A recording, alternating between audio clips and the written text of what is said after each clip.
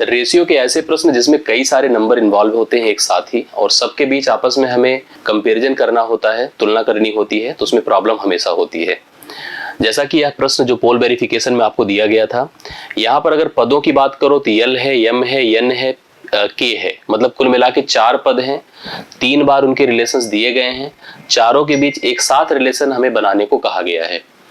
मैंने आपके answers vote के माध्यम से देखें, रिस्पॉन्स आपका ठीक है। यहाँ पर हमने नोटिस किया कि 51% लोगों ने सही उत्तर को प्रेफर किया है, 51% लोगों ने सही उत्तर को प्रेफर किया है, लेकिन अब 51% करने के बाद 49% लोगों ने जो गलत आंसर प्रेफर किया है उनकी तरफ हमारा फोकस है।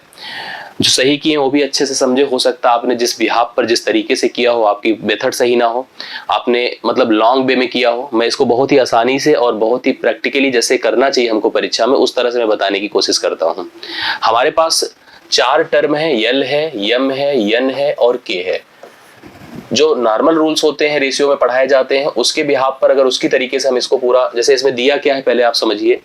यल और यम का रेशियो दिया है, यल एम का रेशियो दिया है, आपको दिया है 2:7। यम और यन का रेशियो दिया है वो आपको दे रखा है 3:4।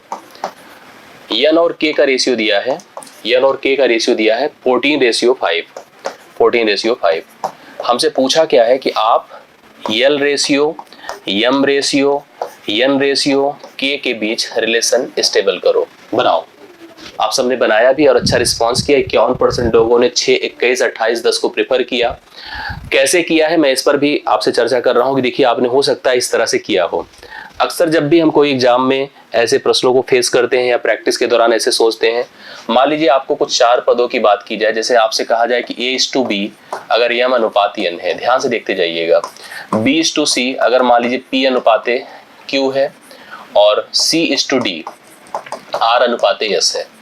आपसे कहा जाता है, जैसे इसमें पूछा क्या क्या जाता है, मतलब एक तरह से आप ऐसे सोचो 4 पद थे, A था, B था, C था, D था। आपको रिलेशन दिया है A और B के साथ, B और C के साथ, C और D के साथ। यहाँ पर 2 प्रकार के प्रश्न बन सकते हैं।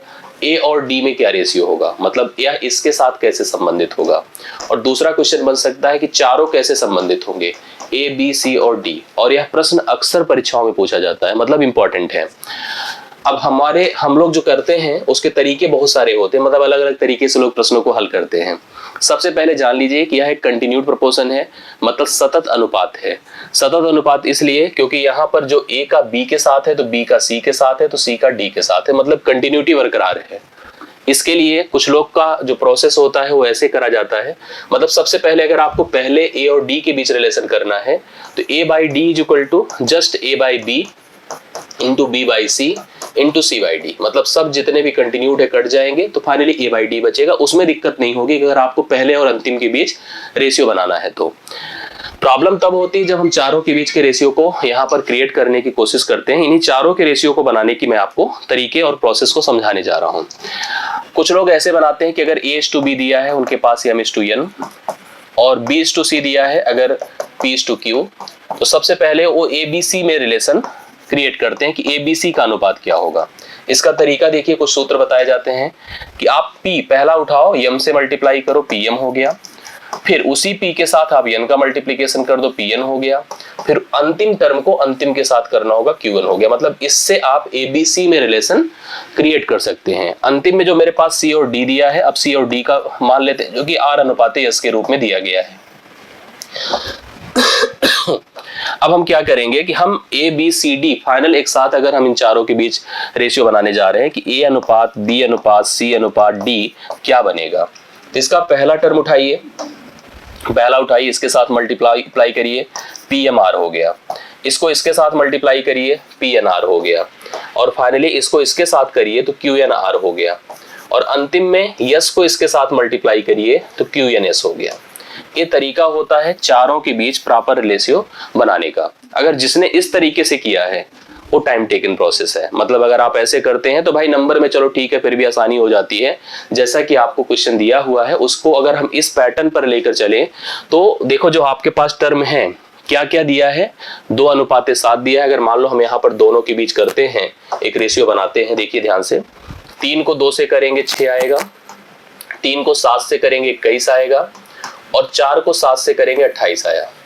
अब आपको 14 और 5 भी दिया है, देखिए ध्यान से 14 और 5 है। अब इसको अगर हम इसके साथ प्रॉपर करते हैं, 14 छके कितना होता है, 84 होता है। 14 गुणे 21 करना पड़ेगा, आप मल्टीप्लाई भी करिए, देखिए 14 1 14 होता है, 14 दूना 28 29 होता है। 14 को 28 से गुणा करेंगे, 14 8 112 की 2 हासिल 11 होता है। 14 दूना 28 11 कितना होगा, 39 होगा। और 28 को 5 से करते हैं, 5 8 40, 5 दूना 10 4 14। अब इसको सिंप्लीफाई करेंगे, आंसर तो आ जाएगा, but it is taking the time, ये समय ले रहा है और आपको इस तरह से बिल्कुल नहीं करना है।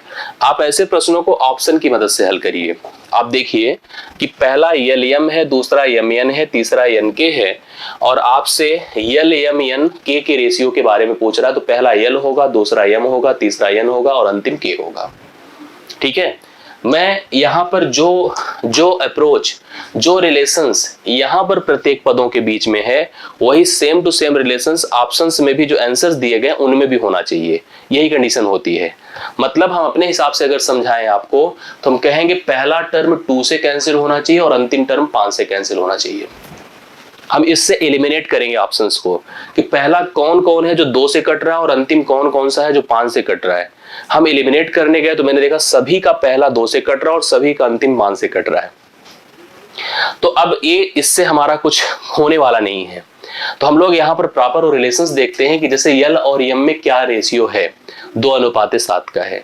अब चेक करिए किसमें 2:7 जा रहा है। जैसे इसको सोचो, जो कि 6:21 दिया है, तो 2 3 6, 2 7 21 होगा, सॉरी 3 दूना 6 होगा, 3 7 21 होगा। अगर आप देखो तो 2 और 7 का अनुपात है, 3 दूना 6, 3 7 21। क्या अगला 3 4 है? नहीं। अब 21 और 7 है, 7 1 के 7 होगा, 7 3 21 होगा। तो इस ऑप्शन को खत्म करिए, ये आपके काम का नहीं है। दूसरा देखिए, पहले और दूसरे के बीच 6 और 7 का अनुपात है, जबकि यहाँ पर 2 और 7 का। तो ये किसी भी हालत नहीं हो सकता जो 38% लोगों ने आंसर किया है, ये तो बिल्कुल गलत है। तीसरा देखिए, जो 6 और 21 जिसको मैंने सही किया है, देखिए आपको कैसे हेल्प करेगा। 6 है, 21 है, 28 है और 10 है। अब मैच कराएंगे तो आपको सब क्लियर होता दिखेगा। कैसे? पहले दूसरे में 2 7 का अनुपात है, 3 दूना 6, 3 7 21, 2 7 मैच कर गया। ठीक है, दूसरे तीसरे में 3 4 का हो, 7 3 21, 7 4 28, 3 4 का हो गया, ये भी मैच कर गया।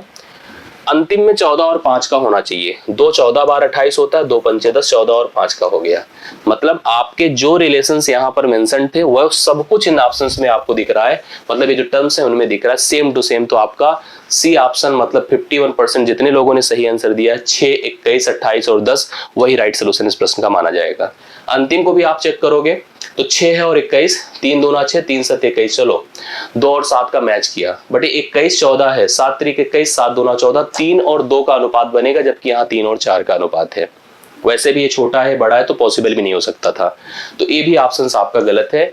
51% लोगों ने प्रेफर किया है 6 21 28 10 को। ऑप्शन के बिहाफ पर आप ऐसे प्रश्नों को हल करिए। जो रिलेशंस टर्म में यहाँ पर दिए गए हैं सेम टू सेम वही यहाँ पर भी अप्लाइड होते दिखने चाहिए। उसी तरह से यहाँ पर प्रश्न का आंसर आपको मिलता दिखेगा। मतलब आपको केवल बिना किसी वर्किंग के एनालिसिस से इस प्रश्न का हल आप कर सकते हो, ये अगर आप सही पैटर्न पे सीख कर आगे बढ़ते हो। तो सूत्र करेंगे, इट विल टेक टाइम, हमेशा समय लेगा। आपको पैटर्न के हिसाब से चलना है, अप्रोच के अकॉर्डिंग चलना है, ऑप्शंस का सहारा लेना है, आप प्रश्न हल कर सकते हैं। रेशियो की सबसे बड़ी खूबी होती है। आशा करता हूं प्रश्न आपको अच्छे से समझ में आया होगा और साथ साथ सोल्यूशन अच्छे से समझ में आया होगा।